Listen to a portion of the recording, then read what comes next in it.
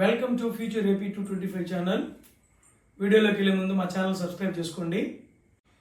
పేర్ని నాని గారి ఇష్యూ ఏంది ఈ వీడియోలో మనం పూర్తిగా తెలుసుకుందాం.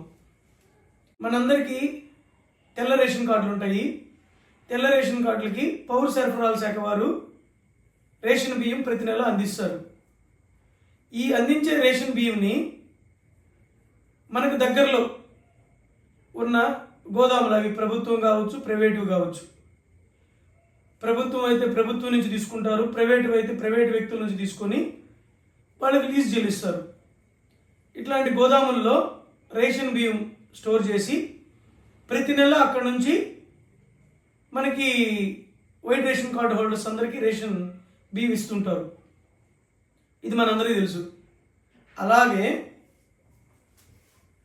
మచిలీపట్నంలో ఇన్వెస్టర్ గోదాం, అంటే పేర్ని నాని గారి భార్య అయిన జయసుధ గారి పేరుతో ఒక ఇన్వెస్టర్ గోదాం అనే ఒక గోదాం ఉంది.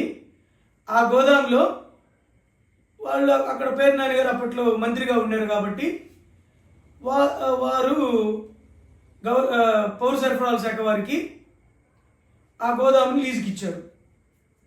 అక్కడ వాళ్ళు పౌర సరఫరాల శాఖ వారు రేషన్ బియ్యం పెట్టుకొని ఆ రేషన్ బియ్యంని ప్రతి నెల తీసుకొని ఆ చుట్టుపక్కల మచిలీపట్నం సరౌండింగ్స్కి అందరికీ సరఫరా చేసేవాళ్ళు. ఇలా గత ప్రభుత్వంలో జరుగుతూ ఉండింది. ఒక 6 నెలల క్రితం గవర్నమెంట్ మారింది, కూటమి ప్రభుత్వం అధికారంలోకి వచ్చింది. నాదెండ్ల మనోహర్ గారు పౌర సరఫరాల శాఖ మంత్రి అయ్యారు.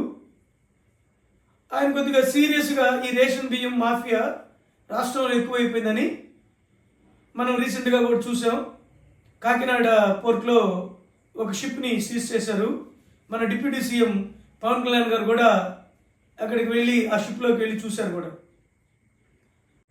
ఇలా రాష్ట్రం మొత్తం పౌర సరఫరా శాఖ వారు దాడులు చేయగా అట్లాంటి దాడే మచిలీపట్నంలోని ఇన్వెస్టర్ గోదాంలో కూడా జరిగింది. ఈ ఇన్వెస్టర్ గోదాంలో రేషన్ బియ్యం షార్టేజ్ గుర్తించి ప్రభుత్వం ఎంక్వైరీకి ఆదేశించింది. తొలుత 3,500 బస్తాలు మిస్ అయినట్టు చెప్పారు. రెండోసారి మళ్ళీ ఎంక్వైరీ చేయగా 4,300 బస్తాలని, ఫైనల్గా డిసెంబర్ 4న 7,577 బస్తాలు మిస్ అయినట్టు ఈ ఎంక్వైరీ కమిషన్ తేల్చింది. డిసెంబర్ 10న ఈ ఇన్వెస్టర్ గోదాం సంబంధించిన వాళ్ళ మీద కేసు నమోదు చేశారు. A1గా పేర్ని నాని గారి భార్య అయిన జయసుధ గారిని చేర్చి, A2గా ఇన్వెస్టర్ గోదాం మేనేజర్ అయిన మానస్ తేజాని చేర్చారు. A6గా పేర్ని నాని చేర్చారు. ఎంక్వైరీ కమిషన్ తొలుత 3,500 బస్తాలు షార్టేజ్ అని చెప్పారు. సో దానికి అమౌంట్ లెక్క కట్టి 1,70,00,000 చెప్పగా దాన్ని పేర్ని నాని గారు గవర్నమెంట్కి పే చేసేసారు. Welcome to future AP 225 channel. December 30వ తేదీన A1గా ఉన్న జయసుధ గారు జిల్లా కోర్టును ఆశ్రయించగా జిల్లా కోర్టు ఆమెకి బెయిల్ మంజూరు చేసింది.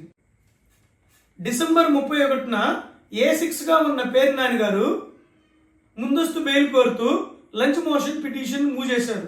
దాని మీద హైకోర్టు ఈరోజు తీర్పు ఇచ్చింది. పేర్ని నాని గారిని ఫర్దర్ ఇన్స్ట్రక్షన్స్ ఇచ్చే వరకు ఆయన అరెస్ట్ చేయవద్దని, పోలీసులు నెక్స్ట్ సోమవారం జనవరి 6వ తేదీన కౌంటర్ దాఖలు చేయాలని కోర్టు కోరింది. ఈ ఎంటైర్ ఎపిసోడ్లో మీడియా కానీ సోషల్ మీడియా కానీ కొంతమంది చెప్పేది ఏంటంటే, పేర్ని నాని గారికి తెలుగుదేశంలోనే ఒక వర్గం సపోర్ట్ చేస్తున్నట్టు, ప్రభుత్వంలో పౌర సరఫరాల శాఖలోను పోలీస్ శాఖలోను కొంతమంది ఆయనకి సహకరిస్తున్నట్టు తెలుగుదేశంలోని మరొక వర్గం తెలుపుతుంది.